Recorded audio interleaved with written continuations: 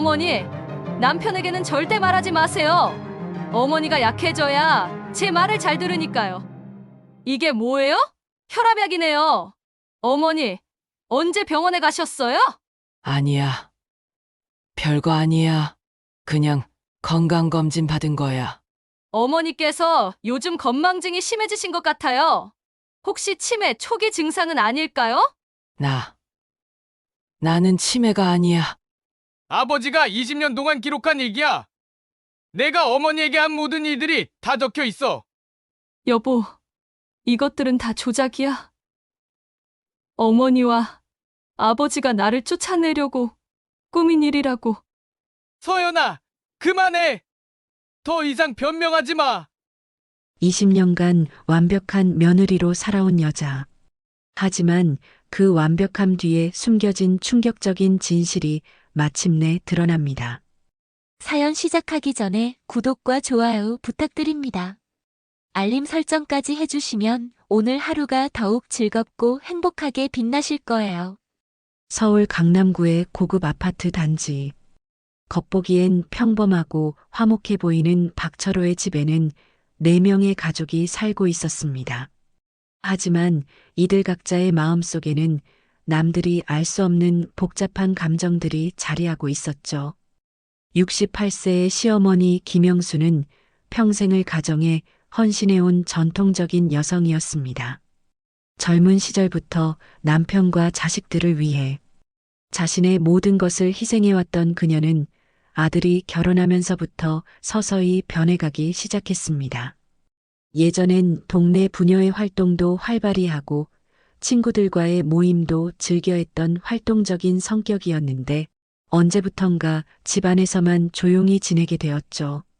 그녀의 눈빛에는 점점 자신감이 사라져가고 있었고 무언가를 말하려다가도 주저하며 입을 다무는 모습이 자주 목격되었습니다. 71세의 시아버지 박철호는 온화하고 인자한 성품의 소유자였습니다. 젊은 시절 회사에서도 동료들 사이에서 인망이 두터웠고 가정에서도 좋은 남편, 좋은 아버지로 통했죠. 하지만 그에게는 한 가지 약점이 있었습니다. 바로 갈등을 극도로 싫어한다는 것이었어요.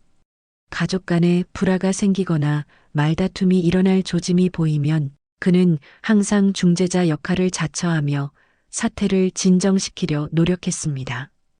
특히 아들 앞에서는 항상 든든하고 완벽한 아버지의 모습을 보여주고 싶어 했죠.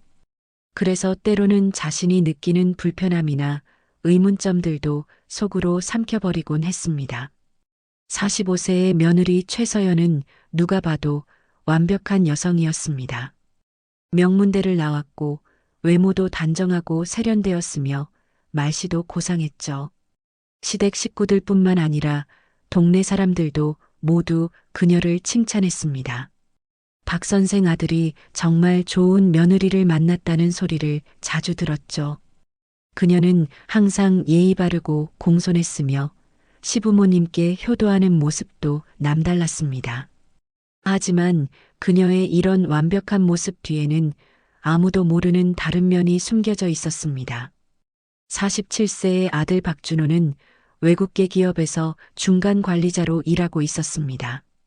업무가 매우 바빠서 집에 있는 시간보다 회사에 있는 시간이 훨씬 많았죠. 주말에도 종종 출근해야 했고 평일에는 늦은 밤에야 집에 돌아오는 일이 다반사였습니다. 그래서 자연스럽게 집안일과 부모님 모시는 일은 대부분 아내에게 맡기게 되었죠. 그는 아내가 부모님께 잘해드리고 있다고 믿고 있었고 가끔씩 부모님의 표정이 어둡거나 말씀이 줄어드는 것을 느꼈지만 단순히 나이가 들어서 그런 것이라고 생각했습니다.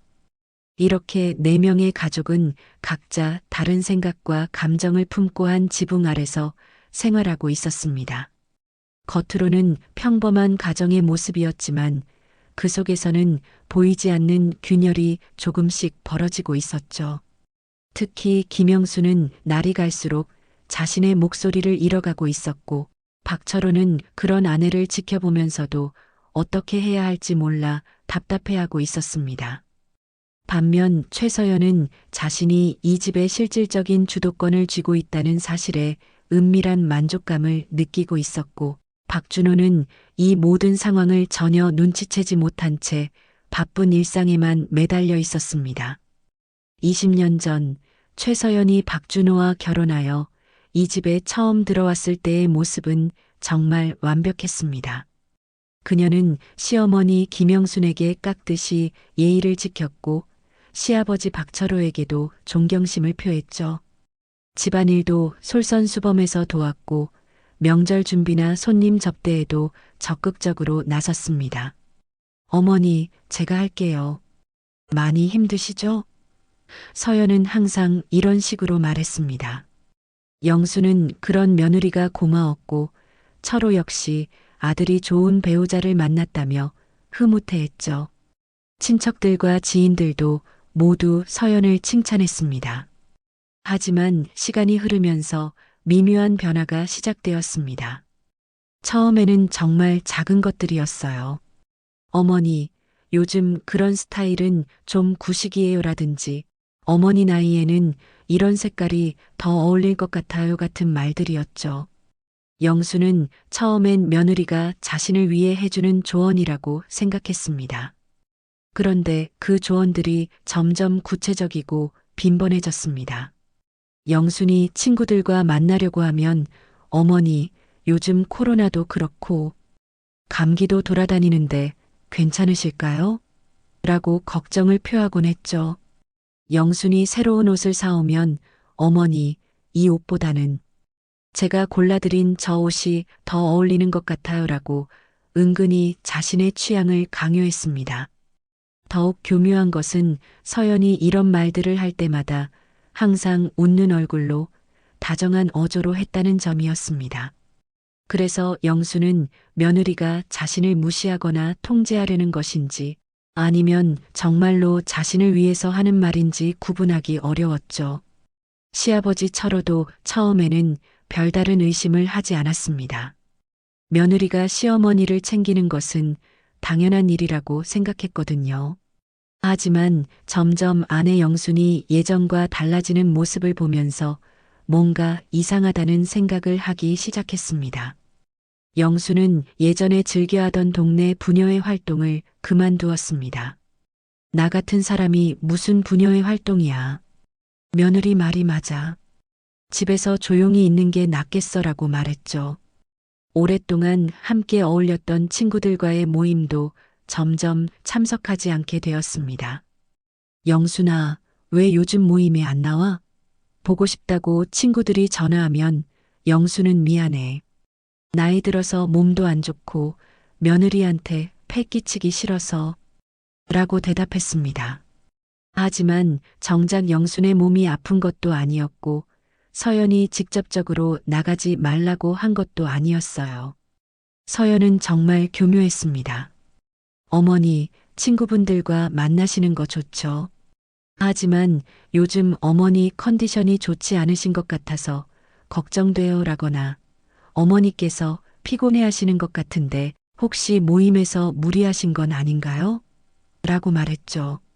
이런 말들이 반복되면서 영수는 점점 자신이 정말로 친구들에게 폐를 끼치고 있는 것은 아닌지 자신의 판단이 잘못된 것은 아닌지 의심하게 되었습니다. 가장 큰 변화는 영순이 스스로 결정을 내리는 것을 점점 어려워하게 되었다는 것이었습니다. 뭔가를 사거나 어디를 가거나 누군가를 만나거나 할 때마다 서연아, 이거 어떻게 생각해? 라고 물어보게 되었죠. 그리고 서연의 의견에 따라 행동하게 되었습니다. 철호는 이런 아내의 변화를 지켜보면서 마음이 무거워졌습니다. 하지만 아들 준호 앞에서는 이런 내색을 하지 않았어요. 아들이 걱정할까봐 그리고 가정의 평화가 깨질까봐 참고 견뎠습니다. 대신 그는 조용히 수첩에 매일매일의 일들을 기록하기 시작했죠. 영순의 상황은 날이 갈수록 심각해졌습니다. 이제 그녀는 가장 기본적인 일상의 선택에서조차 서연의 눈치를 보게 되었죠. 아침에 무엇을 입을지, 저녁에 무엇을 먹을지, 텔레비전에서 어떤 프로그램을 볼지까지도 서연의 반응을 살피며 결정했습니다. 어머니, 오늘 드시는 약은 챙기셨어요? 서연의 이런 말은 겉으로는 걱정과 배려로 들렸지만 실제로는 영순을 더욱 위축되게 만들었습니다. 마치 자신이 기억력도 나쁘고 스스로를 돌볼 능력도 없는 무능한 사람이라는 느낌을 들게 했거든요. 그런데 결정적인 사건이 터졌습니다. 영수는 몇 개월 전부터 건강에 이상을 느끼고 있었어요. 가슴이 답답하고 밤에 잠을 이루기 어려웠으며 식욕도 떨어졌죠. 하지만 이런 증상들을 가족들에게 말하기가 쉽지 않았습니다. 서연이 항상 어머니는 걱정이 너무 많으시다, 신경성일 가능성이 높다고 말해왔기 때문이었어요. 영수는 혼자서 동네 병원에 갔습니다. 건강검진을 받았고 결과는 예상보다 심각했어요. 혈압이 상당히 높았고 심전도 검사에서도 이상 소견이 발견되었죠. 의사는 정밀 검사를 받으시고 당분간 약물 치료를 해야겠다고 말했습니다. 영수는 당황했습니다. 이 결과를 가족들에게 어떻게 말해야 할지 몰랐어요. 특히 서연의 반응이 걱정되었죠. 어머니가 또 괜히 걱정하신다고 할까봐, 신경성이라고 했잖아요 라고 할까봐 두려웠습니다. 그래서 영수는 검진 결과를 숨기기로 했습니다. 처방받은 약들도 비밀리에 복용했죠. 하지만 이런 비밀을 지키는 것은 생각보다 어려웠습니다. 약 복용 시간을 지키려면 하루 3번 정해진 시간에 먹어야 했는데 가족들 몰래 하기가 쉽지 않았거든요. 어느 날 저녁 영순이 약을 먹으려고 부엌에 갔는데 서연이 갑자기 나타났습니다. 어머니, 뭐 하세요? 영수는 깜짝 놀라며 약병을 재빨리 숨겼지만 서연의 예리한 눈은 이미 그것을 포착하고 있었어요. 어머니, 그게 뭐예요? 서연이 물었습니다. 영수는 아무것도 아니야 라고 대답했지만 목소리가 떨리고 있었죠. 서연은 영순의 손에서 약병을 가져갔습니다. 이게 뭐예요? 혈압약이네요. 어머니, 언제 병원에 가셨어요? 영수는 더 이상 숨길 수 없었습니다. 떨리는 목소리로 건강검진 받은 일과 결과에 대해 이야기했어요. 그런데 서연의 반응은 예상과 달랐습니다. 어머니, 왜 이런 중요한 걸 혼자 결정하세요? 저희에게 말씀하시지 그랬어요? 마침 그때 준호가 퇴근해서 집에 들어왔습니다. 서연은 즉시 남편을 불렀어요. 여보, 큰일 났어요. 어머니가 몰래 병원에 다니셨대요. 준호는 깜짝 놀랐습니다. 어머니, 어디가 아프세요? 왜 말씀 안 하셨어요? 영수는 아들의 걱정스러운 표정을 보며 더욱 위축되었어요. 아니야, 별거 아니야. 그냥 건강검진 받은 거야. 하지만 서연은 계속해서 상황을 심각하게 만들었습니다. 어머니께서 요즘 건망증이 심해지신 것 같아요. 중요한 건강 문제도 저희에게 말씀 안 하시고 혹시 치매 초기 증상은 아닐까요? 이 말에 영수는 충격을 받았습니다. 나는 치매가 아니야. 라고 소리쳤지만 목소리는 확신이 없었어요. 정말로 자신이 판단력을 잃어가고 있는 것은 아닌지, 가족들에게 부담만 주고 있는 것은 아닌지 의심하기 시작했습니다. 준호는 혼란스러웠습니다. 어머니의 갑작스러운 건강 문제도 걱정되고 아내의 말도 일리가 있는 것 같았어요. 어머니, 일단 큰 병원에서 정밀 검사를 받아보시는 게 좋겠어요 라고 말했습니다. 그 순간 영수는 자신이 완전히 무력해진 느낌을 받았습니다. 자신의 건강 문제조차 스스로 관리할 수 없는 사람으로 취급받고 있다는 생각이 들었어요. 그동안 서연에 의해 조금씩 잃어버린 자존감과 자신감이 이 순간 완전히 바닥으로 떨어진 것 같았습니다. 그날 밤 준호는 잠을 이루지 못했습니다. 어머니의 건강 문제도 걱정이었지만 뭔가 석연치 않은 느낌이 계속 들었거든요. 어머니가 왜 가족들에게 말하지 않고 혼자 병원에 가셨을까? 평소 어머니의 성격을 생각해 보면 이해할 수 없는 일이었어요. 다음 날 주말, 준호는 아버지와 둘이서 이야기할 기회를 만들었습니다. 아버지, 어머니 상태가 어떠신 것 같아요? 철호는 한동안 말이 없었어요. 그러다가 조심스럽게 입을 열었습니다. 준호야, 너도 느꼈겠지만 어머니가 예전과 많이 달라지셨어. 어떻게 달라지셨다는 거예요? 철호는 깊은 한숨을 쉬었습니다. 예전에 어머니는 정말 활기차고 당당한 분이셨거든. 친구들과 만나는 것도 좋아하시고 새로운 일에도 적극적이셨고, 그런데 요즘은 준호는 아버지의 말을 들으며 자신도 모르게 고개를 끄덕였어요. 확실히 어머니는 예전 같지 않았습니다. 언제부턴가 집에만 계시고 말씀도 많이 줄어드셨죠. 아버지, 혹시 특별한 계기가 있었나요? 철호는 잠시 망설이다가 말했습니다. 사실, 나도 정확히는 모르겠다. 하지만 서연이가 들어온 후로 조금씩 변화가 시작된 것 같아. 이 말에 준호는 깜짝 놀랐습니다. 아내가요? 서연이가 뭘 했다는 거예요? 아니다. 서연이가 뭔가를 했다는 게 아니야. 서연이는 정말 좋은 며느리다. 그런데 철호는 말을 잇지 못했어요. 자신도 정확히 무엇이 문제인지 설명하기 어려웠거든요. 그날 저녁 준호는 아버지의 방을 정리하다가 오래된 수첩을 발견했습니다. 검은색 가죽으로 된 작은 수첩이었는데 아버지가 매일매일 일기처럼 기록한 것 같았어요. 호기심에 펼쳐본 준호는 그만 얼어붙고 말았습니다. 수첩에는 지난 20년간의 기록이 빼곡히 적혀 있었어요. 그리고 그 내용들은 준호가 전혀 몰랐던 충격적인 사실들이었습니다. 2018년 3월 15일, 서연이가 영순에게 어머니, 그런 구식 옷은 이제 입지 마세요. 부끄러워요라고 말했다. 영순이 얼굴이 빨갛게 됐다. 2019년 7월 22일, 영순이 친구들과 모임에 가려 했는데 서연이가 어머니 나이에 무슨 모임이에요? 집에서 쉬세요라고 했다. 영순이 결국 가지 못했다. 2020년 11월 3일, 서연이가 영순에게 어머니는 왜 이렇게 기억력이 나쁘세요? 나중에 치매 오는 거 아니에요? 라고 말했다. 영순이 울었다. 페이지를 넘길 때마다 준호의 손은 더욱 떨렸습니다. 이런 일들이 20년 동안 계속되고 있었다는 것이었어요.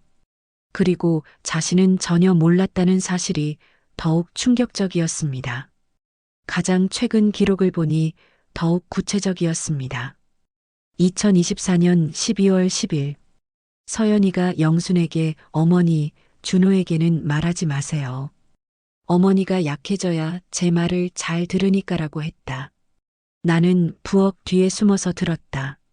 준호는 수첩을 든 손이 덜덜 떨렸습니다. 아버지가 이 모든 것을 알고 있었다면 왜 자신에게 말하지 않았을까요? 그때 철호가 방으로 들어왔습니다. 아들이 자신의 수첩을 들고 있는 것을 보고는 잠시 멈춰섰어요. 그리고 깊은 한숨을 쉬며 말했습니다. 이제 알았구나. 아버지, 이게 다 사실인가요? 철호는 무거운 목소리로 대답했습니다. 모두 내가 직접 보고 들은 것들이야. 20년 동안 기록해왔어. 그럼 왜 저에게 말씀 안 하셨어요? 철호의 눈에 눈물이 고였습니다. 너를 지키고 싶었어. 내 가정이 파탄나는 것을 원하지 않았거든. 그리고 처음에는 이게 그냥 고부간의 사소한 갈등이라고 생각했어. 시간이 지나면 나아질 거라고. 하지만 어머니는 계속 고통받고 계셨잖아요. 그래서 견딜 수 없었어. 매일 밤 이 수첩에 기록하면서 분노했고 괴로워했어. 하지만 어떻게 해야 할지 모르겠더라고. 준호는 수첩을 꼭 쥐고 있었습니다. 이제야 어머니가 왜 그렇게 변하셨는지, 왜 건강검진 결과를 숨기려고 하셨는지 이해할 수 있었어요. 그리고 자신이 얼마나 무심했는지, 가족들에게 무관심했는지도 깨달았습니다. 준호는 밤새 아버지의 수첩을 읽었습니다. 페이지를 넘길 때마다 분노와 자책감이 교차했어요. 자신이 사랑하고 신뢰했던 아내가 20년간 부모님을 이렇게 괴롭혀왔다는 사실을 받아들이기가 쉽지 않았습니다. 다음 날 아침, 준호는 평소보다 일찍 일어나 서연과 마주 앉았습니다. 서연은 여느 때와 다름없이 밝은 표정으로 아침을 준비하고 있었어요. 여보, 어제 일찍 자더니 오늘 일찍 일어났네? 준호는 아내의 얼굴을 유심히 관찰했습니다. 정말 아무것도 모르는 것처럼 평온해 보였어요. 하지만 이제는 그 평온함이 가면처럼 느껴졌습니다. 서연아, 우리 이야기 좀 해야겠어. 무슨 이야기? 준호는 아버지의 수첩을 테이블 위에 놓았습니다. 이거 봤어.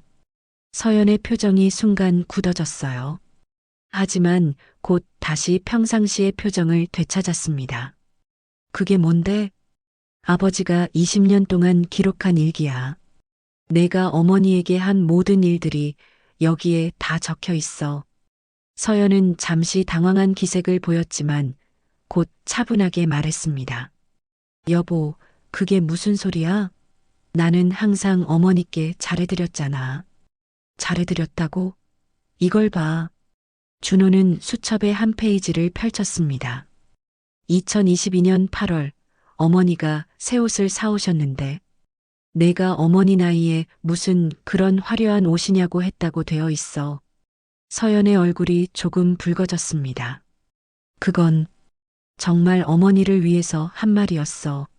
나이에 맞지 않는 옷을 입으시면 오히려 이상하잖아. 이것도 어머니를 위해서였어? 준호는 다른 페이지를 펼쳤습니다. 어머니는 왜 이렇게 기억력이 나쁘냐, 치매 오는 거 아니냐고 했다는 것도? 서연은 목소리를 높였습니다. 그것도 걱정돼서 한 말이야. 정말로 어머니 기억력이 예전 같지 않으셔서 걱정했던 거라고. 하지만 준호는 멈추지 않았습니다.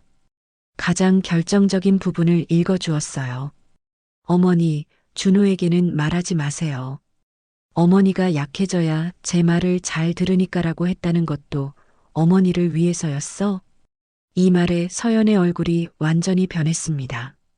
더 이상 변명할 수 없다는 것을 깨달은 것 같았어요. 하지만 그녀의 다음 반응은 준호가 예상하지 못한 것이었습니다. 갑자기 서연이 울음을 터뜨렸습니다. 여보, 나도 힘들었어. 정말 힘들었다고. 뭐가 힘들었다는 거야? 시댁에서 나를 괴롭혔어. 20년 동안 얼마나 스트레스를 받았는지 몰라. 서연은 흐느끼며 말했습니다. 어머니는 겉으로는 착한 척 하시지만 사실은 나를 무시했어. 내가 하는 일마다 트집 잡으시고 친정 식구들 얘기만 나와도 얼굴을 찌푸리셨어. 준호는 어리둥절했습니다. 그게 무슨 소리야? 어머니가 언제 너를 무시했어? 모르겠어? 정말 모르겠어? 서연은 눈물을 흘리며 계속했습니다. 내가 만든 음식은 한 번도 맛있다고 안 하셨어. 항상 예전에는 이렇게 안 했는데라고 하시면서 나를 깎아내렸다고. 그런 적이 있었어? 있었어. 물론 너는 몰랐겠지. 너는 항상 일만 하느라 집에 없었으니까. 나는 혼자서 시댁 눈치 보면서 얼마나 힘들게 살았는지 몰라. 서연은 점점 목소리를 높였습니다. 그리고 아버지도 마찬가지야. 겉으로는 친절한 척 하시지만 사실은 나를 며느리로 인정 안 하셨어. 항상 우리 집 며느리는 이래야 한다, 저래야 한다 하시면서 나를 압박했다고. 준호는 혼란스러웠습니다. 아내의 말이 사실일 수도 있다는 생각이 들었어요. 자신이 집에 없는 시간이 많았기 때문에. 정말로 부모님과 아내 사이에 무슨 일이 있었는지 정확히 알 수 없었거든요. 그렇다고 해서 어머니한테 그렇게 할 수 있어? 나도 사람이야. 서연이 소리쳤습니다.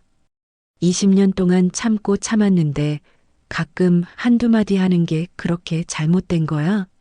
나도 스트레스 받아서 그런 거라고. 이때 거실에서 소리가 들렸습니다. 영순과 철호가 부부의 대화를 듣고 있었던 것 같았어요. 영순이 부엌으로 들어왔습니다. 서연아, 그만해. 서연은 시어머니를 보자 더욱 격해졌습니다. 어머니도 이제 와서 무슨 소리예요? 어머니가 나한테 어떻게 하셨는지 다 아시잖아요. 영수는 조용히 말했습니다. 나는 한 번도 너를 무시한 적 없어. 너를 친딸처럼 생각했어. 거짓말이에요. 어머니는 항상 나를 무시했어요. 그때 영순이 앞치마 주머니에서 작은 녹음기를 꺼냈습니다. 준호와 서연 모두 깜짝 놀랐어요. 이게 뭐예요? 서연이 물었습니다.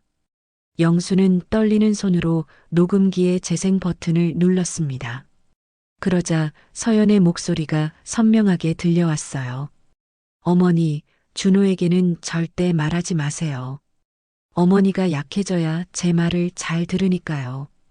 어머니가 강해지면 저한테 대들 수도 있잖아요. 어머니는 이제 나이도 드셨고 판단력도 떨어지셨으니까 제가 알아서 할게요. 어머니는 그냥 제 말만 들으시면 돼요. 친구들 만나지 마세요. 어머니 나이에 무슨 친구예요? 그리고 그 사람들이 어머니한테 이상한 말 넣을 수도 있어요. 녹음이 끝나자 부엌은 완전히 조용해졌습니다. 서연의 얼굴은 새하얗게 변했어요. 녹음 파일이 끝나고 부엌에는 무거운 침묵이 흘렀습니다. 서연은 녹음기를 바라보며 입을 벌린 채 말을 잇지 못했어요. 준호는 아내의 진짜 모습을 처음 보는 것 같았습니다. 이게 언제 녹음한 거예요? 서연이 떨리는 목소리로 물었습니다. 영수는 차분하게 대답했습니다. 지난 6개월 동안이야. 내가 나한테 하는 말들이 이상해서 녹음하기 시작했어. 어머니가 언제부터 이런 걸 준비하셨어? 준호가 물었습니다. 한 8개월 전부터였나? 서연이가 하는 말들이 점점 이상해졌어. 겉으로는 나를 걱정하는 것 같지만 실제로는 나를 무력하게 만들려고 하는 것 같았거든. 철호도 거실에서 나와 가족들과 함께 서 있었습니다. 영순이가 나한테 상의했을 때 처음에는 내가 말렸어. 며느리를 의심하는 게 좋지 않다고. 하지만 내 수첩의 기록들과 비교해보니 패턴이 똑같더라고. 서연은 갑자기 화를 냈습니다. 이게 뭐예요? 저를 감시한 거예요? 녹음까지 해가면서. 감시가 아니라 증거야. 영순의 목소리는 예전보다 훨씬 확고했습니다. 20년 동안 내가 나한테 한 일들의 증거. 준호는 아내를 똑바로 보며 말했습니다. 서연아, 이제 그만해. 더 이상 변명하지 마. 하지만 서연은 포기하지 않았습니다. 여보, 이것들은 다 조작이야. 어머니와 아버지가 나를 쫓아내려고 꾸민 일이라고. 조작? 철호가 자신의 수첩을 들어보였습니다. 20년간의 기록이 조작이라는 거냐? 그래요. 분명히 그럴 거예요. 서연은 점점 더 격해졌습니다. 어머니와 아버지가 처음부터 나를 싫어했어요. 나를 이 집에서 쫓아내려고 계획한 거예요. 준호는 아내의 모습을 보며 소름이 돋았습니다. 이제야 서연의 진짜 모습을 보는 것 같았어요. 평소에 차분하고 이성적인 모습은 온데간데였고 완전히 다른 사람처럼 변해 있었습니다. 당신이 20년 동안 우리 어머니를 괴롭힌 거였구나. 괴롭혔다고? 나는 어머니를 위해서 한 거야. 서연은 여전히 자신의 행동을 정당화하려 했습니다. 어머니가 혼자서 잘못된 판단을 하실까봐 도와드린 거라고. 도와드린 게 아니라 조종한 거잖아. 준호의 목소리가 높아졌습니다. 어머니가 친구들도 못 만나게 하고 자신감도 잃게 만들고 영순이 조용히 말했습니다. 서연아, 나는 내가 왜 그랬는지 이해할 수 없어. 나는 정말로 너를 딸처럼 생각했는데. 딸처럼 생각했다고요? 서연이 비웃었습니다. 어머니는 한 번도 저를 인정하지 않으셨어요. 항상 저를 아래로 보셨다고요. 이때 준호가 결심한 듯 말했습니다. 서연아, 우리 이혼해. 서연은 깜짝 놀랐습니다. 뭐라고? 더 이상 같이 살 수 없어. 당신이 20년 동안 우리 부모님한테 한 일을 알고도 어떻게 함께 살 수 있겠어? 여보, 정신 차려. 너는 나를 믿어야 해. 내가 내 아내라고. 하지만 준호는 더 이상 흔들리지 않았습니다. 당신은 내 아내이기 전에 우리 부모님을 괴롭힌 사람이야. 그리고 20년 동안 나한테도 거짓말을 한 사람이고. 서연은 마지막으로 영순을 향해 소리쳤습니다. 어머니, 정말로 이러실 거예요? 저를 이렇게 쫓아내실 거예요? 영순은 서연을 바라보며 슬픈 표정을 지었습니다. 서연아, 나는 내가 변하기를 20년 동안 기다렸어. 하지만 넌 변하지 않았어. 오히려 더 심해졌지. 저는 변하지 않았어요. 어머니들이 저를 못 살게 군 거예요. 철호가 조용히 말했습니다. 서연아, 그만해. 이제 끝이야. 서연은 마지막으로 준호를 붙잡으려 했습니다. 여보, 정말로 이럴 거야? 우리 20년을 함께 산 사이잖아. 준호는 아내의 손을 뿌리치며 말했습니다. 20년 동안 당신이 진짜 모습을 숨기고 살았잖아. 그 20년이 모두 거짓이었어. 7장 마이너스 결말과 메시지. 이혼 소송은 6개월간 계속되었습니다. 서연은 재산 분할을 요구하며 끝까지 저항했지만 철호의 수첩과 영순의 녹음 파일은 결정적인 증거가 되었어요. 법원은 서연의 지속적인 심리적 학대를 인정했고 재산 분할에서도 서연에게 불리한 판결을 내렸습니다. 재판 과정에서 서연은 여전히 자신이 피해자라고 주장했습니다. 제가 시댁에서 받은 스트레스와 차별을 생각하면 오히려 제가 피해자예요 라고 말했죠. 하지만 구체적인 증거들 앞에서는 아무런 설득력이 없었습니다. 가장 충격적이었던 것은 재판 과정에서 밝혀진 서연의 다른 모습들이었습니다. 그녀는 준호가 모르는 사이에 영순의 친구들에게 전화를 걸어 어머니가 요즘 몸이 안 좋으셔서 만나기 어렵다고 거짓말을 해왔던 것이었어요. 그래서 영순의 친구들은 자연스럽게 연락을 끊게 되었고 영순은 점점 고립되어 갔던 것입니다. 또한 서연은 영순이 건강검진을 받으러 갈 때마다 그런 곳에서 돈만 낭비한다거나 신경성일 텐데 굳이 병원에 갈 필요가 있냐고 말해서 영순이 병원 가는 것을 꺼리게 만들었던 것도 드러났습니다. 재판이 끝난 후 박철원의 가족은 조용한 회복의 시간을 가졌습니다. 영순은 처음에는 20년간의 트라우마 때문에 쉽게 회복되지 않았어요. 내가 정말 무능한 사람인가? 내 판단이 틀린 건가? 라는 의심을 완전히 떨쳐내는데 시간이 걸렸습니다.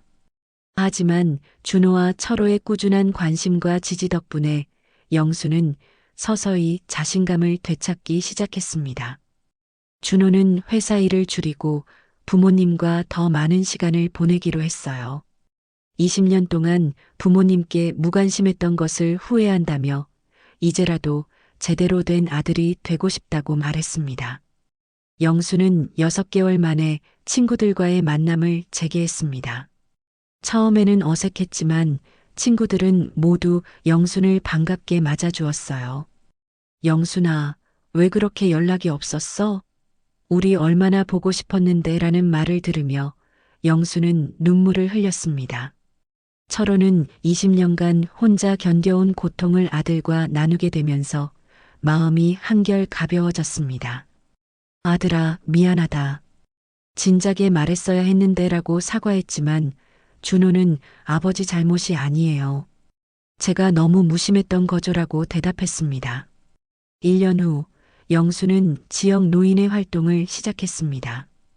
자신과 같은 경험을 한 다른 노인분들을 도우는 일이었어요.